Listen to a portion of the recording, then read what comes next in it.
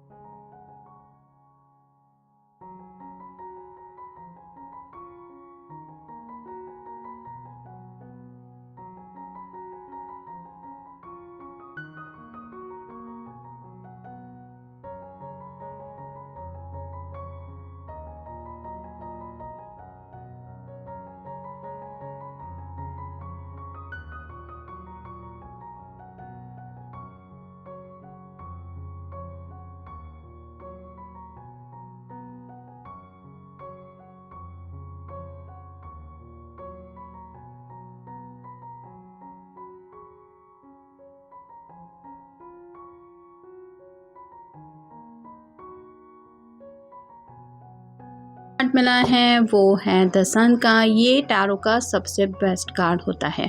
जैसे इसको काफ़ी वक्त बाद ऐसा महसूस हो रहा है कि ये रिलैक्स फील कर रही है, या फिर खुले आसमान के नीचे जो एनर्जी महसूस होती है। जैसे काफ़ी ठंड में आप कई वक्त से ठिठुर रहे थे और अचानक से सूरज की गर्मी महसूस होती है, तो जो सुकून दिल को महसूस होता है वही ऐसा कुछ इनको फील हो रहा है। यानी कि कुछ कन्फ्यूजन के बादल छाए हुए हो सकते हैं इस पर्सन के इर्द गिर्द, जो हटने की वजह से इनको किसी न किसी बात की क्लैरिटी मिल गई है। और अब ऐसा लग रहा है कि जैसे एक नया सवेरा इनको दिखाई दे रहा है, जहाँ पे कई सारे रंगों को लेके ज़िंदगी इनको कुछ कहने की कोशिश कर रही है। फिर है द हीरोफेंट। ये जैसे अकेला बैठ के ही मुस्कुरा रहा है। इसको कुछ सीढ़ियाँ मिल गई है आगे की तरफ बढ़ने की। ये पिंक कलर रिप्रेजेंट करता है प्यार को। तो शायद ये पर्सन स्टक एनर्जी में थे, इनको प्यार का रास्ता नहीं मिल रहा था, या फिर कैसे प्यार में आगे बढ़े ये समझ नहीं पा रहे थे। और जैसे ये अकेला मुस्कुरा रहा है, वैसे ही इनको या तो कुछ क्लैरिटी मिल गई है या फिर कुछ आइडिया सूझ गया है, जिस वजह से आगे बढ़ पाएंगे। ये खुशी अब उनके चेहरे पे झलक रही है।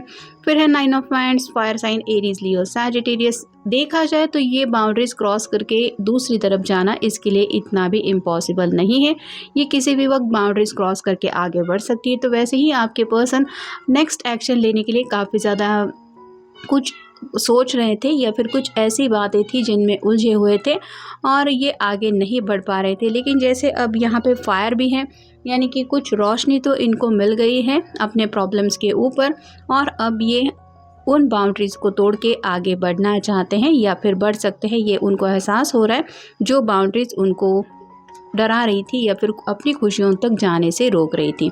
फिर है द हर्मिट, वर्गो का कार्ड है। तो काफ़ी ज़्यादा आइसोलेशन मोड में ये पर्सन रह चुके हैं। दोनों के बीच में हो सकता है काफ़ी ज़्यादा साइलेंट मोड बीत चुका है, और इस साइलेंट मोड ने काफ़ी कुछ इस पर्सन को समझा दिया। मतलब आपके लिए जो इम्पोर्टेंस ये दिल से महसूस करते थे, जो शायद इन्होंने सोचा नहीं था, वो सब बातें इनको समझ में आ गई और इनको ये एहसास हो गया कि आपके बिना ये ज़िंदगी में कितने अकेले हैं।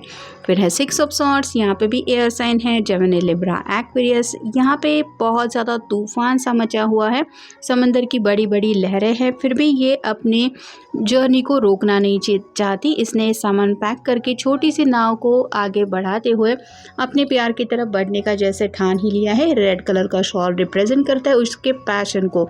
तो आपके पर्सन भी शायद इस प्यार के रास्ते में जो भी मुसीबतें हैं उनका सामना करने से हिचकिचा रहे थे या फिर बैकआउट कर रहे थे, लेकिन अब उन्होंने ठान लिया है जो होगा वो देखा जाएगा, लेकिन अब मुझे आगे बढ़ना ही है। फिर है जस्टिस, लिब्रा का कार्ड है। आपका या उनका साइन हो सकता है। यहाँ पे ये रिवर्स कार्ड अगर आप देखें तो ये चेहरा अलग बताता है और ये चेहरा अलग बताता है। वैसे ही आपके पर्सन को आपके बारे में कंपैटिबिलिटी जो महसूस हो रही है वो समझ में आ गई है कि आपके बिना ये कितने ज़्यादा अधूरे हैं, या फिर आपके जैसा परफेक्ट मैच इनको ज़िंदगी में नहीं मिल सकता। और अब जब ये क्लैरिटी उनको मिल गई है तो आप उनके लिए परफेक्ट मैच है, ये दिल से वो मान चुके हैं। और शायद जो भी उलझनें थी उनको क्लैरिटी इसी वजह से भी मिल गई है। और फाइनल कार्ड है 9 of cups, water sign Cancer Scorpio Pisces. एक बड़ा सा खजाना भी अगर दुनिया में उनको मिल जाए तो भी वो यही चाहते हैं कि मैं तो प्यार के रास्ते ही आगे बढ़ूंगा या बढ़ूंगी। यहाँ पे 9 कप्स का कार्ड बताता है, विश कार्ड होता है ये। तो ये पर्सन 10 ऑफ कप की एनर्जी में पहुँचना चाहते हैं, जहाँ पे एक कपल होता है, 2 प्यारे से बच्चे होते हैं और हैप्पी सपनों की दुनिया होती है, यानी कि रोमांटिक बातों से जुड़ी लव लाइफ होती है। तो अब ये पर्सन लव लाइफ में आगे बढ़ने को तैयार है, ऐसा भी आप कह सकते हैं। अब देखते हैं oracle cards. Family is everything, reconnect with them और tell them you love them. तो यहाँ पे हो सकता है घर वालों का बड़ा मसला था, इनके घर वाले शायद मान नहीं रहे थे और हो सकता है आप दोनों के रिश्ते के खिलाफ थे, जिस वजह से ये पर्सन उलझन में थे कि अब मैं करूँ तो क्या करूँ। लेकिन अगर इनको ज़िंदगी भर की खुशियाँ आपके साथ महसूस हो रही हैं और इनका सपना ही है कि मैं अपनी फैमिली बनाऊँगा तो इस पर्सन के साथ, तो शायद अब इन्होंने ठान लिया है कि मैं अपने तरीके से अपने घर वालों को समझाऊँगा या समझाऊँगी कि मेरे दिल में आप लोगों के लिए ढेर सारा प्यार है, लेकिन जिसके साथ मुझे ज़िंदगी में आगे बढ़ना है वो फ़ैसला मेरा होना चाहिए। फिर है protection, you are not alone, you are being look after by your spirit guides and angels. तो यहाँ पे इनको काफ़ी कुछ डायरेक्शन मिल रहे हैं और अभी भी दोनों के बीच में अगर सेपरेशन चल रहा है तो कहीं ना कहीं आप दोनों के प्यार को कोई तो प्रोटेक्ट कर रहा है, मतलब ये रिश्ता अभी भी टूट नहीं रहा है, कुछ तो आप दोनों को कनेक्ट कर रहा है जो सच्चे प्यार की एनर्जी के अलावा तो और कुछ हो नहीं सकता। इस बात का एहसास उनको हो रहा है। फिर है flow, you need more flexible in your life, allow yourself to go with the flow. तो यहाँ पे अगर प्यार के रास्ते में आगे बढ़ते बढ़ते इनको वो खुशियाँ मिलने वाली हैं या मिल सकती हैं जिसकी चाहत इनको है, तो अब ये अपने आप को रोकना नहीं चाहते, आगे बढ़ना चाहते हैं, जो भी रास्ता इनको हैप्पीनेस की तरफ ले जाता है। फिर है heal, you have a natural gift for healing through your hands, words and action. दोनों के बीच में अगर सेपरेशन हो चुका है, कुछ साइलेंट मोड बीत गया है, तो उसमें शायद काफ़ी ज़्यादा हीलिंग हो गई है।